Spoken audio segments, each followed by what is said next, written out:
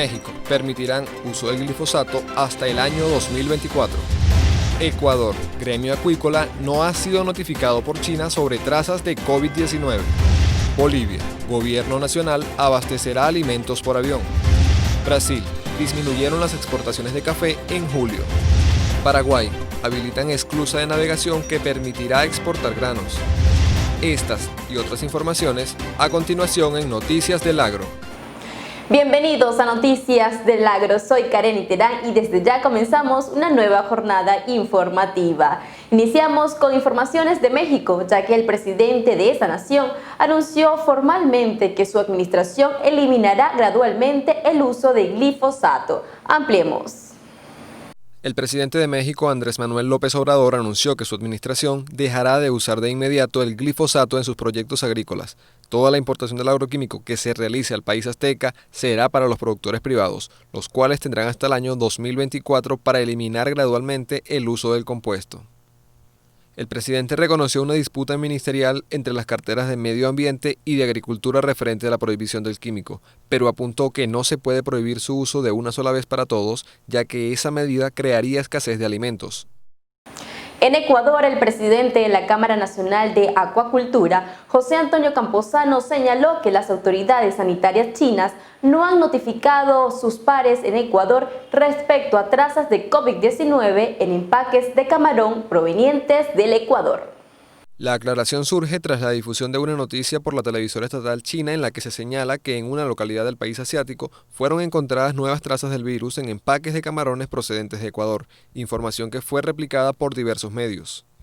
Ante esta afirmación, el ejecutivo gremial sostiene que la información inicial dice que el hallazgo se hizo en un restaurante, luego que el producto ya había pasado la inspección en la aduana, por lo que a su juicio existe una cadena de custodia rota y no se debe hacer seguimiento hasta el origen de la mercancía. Camposano también anunció que otra de las exportadoras que fue sancionada en julio pasado por esa misma razón ya fue habilitada por China.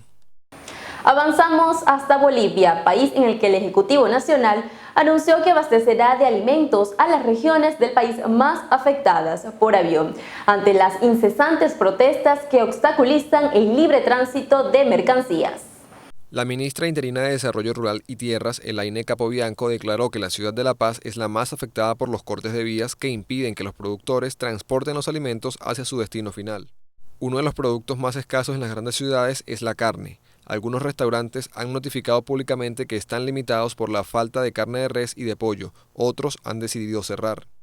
Mientras los cortes de carretera persisten y la escasez avanza, los precios de los diferentes rubros alimenticios comienzan a verse presionados al alza.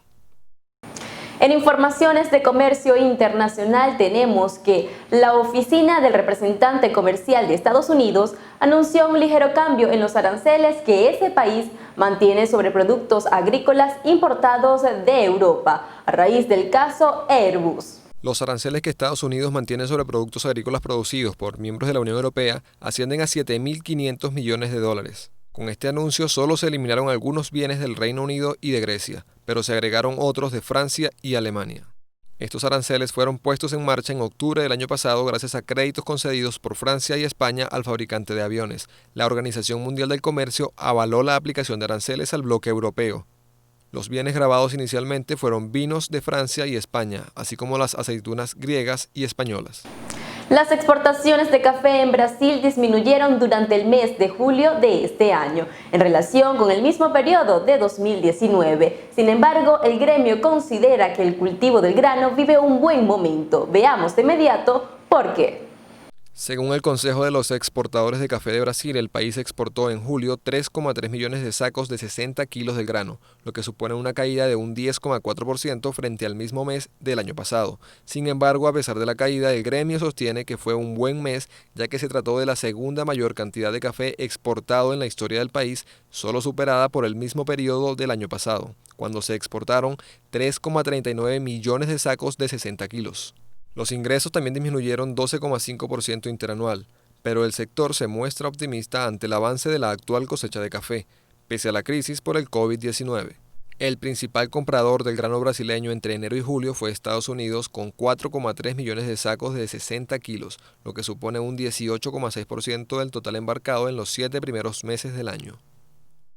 Autoridades paraguayas celebraron la apertura de una esclusa de navegación de una importante represa compartida con Argentina. Esta acción permitirá al país exportar más de 100.000 toneladas de productos agrícolas.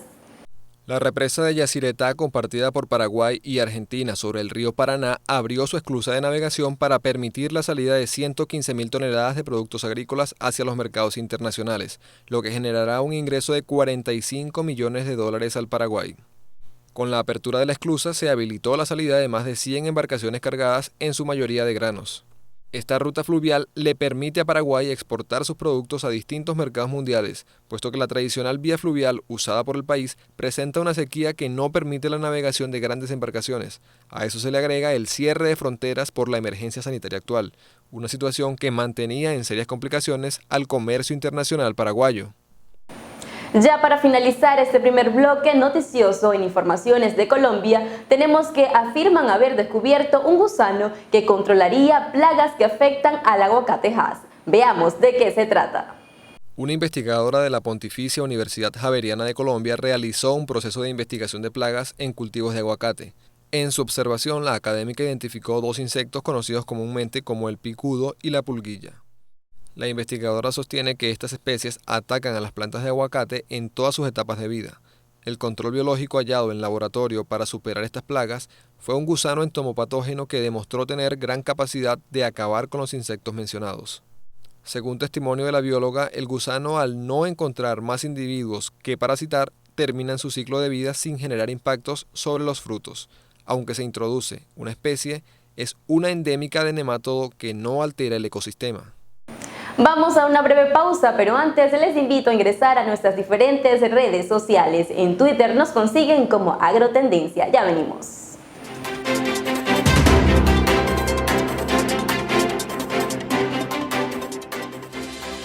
Agropedia. Conoce todo lo referente a las macroalgas.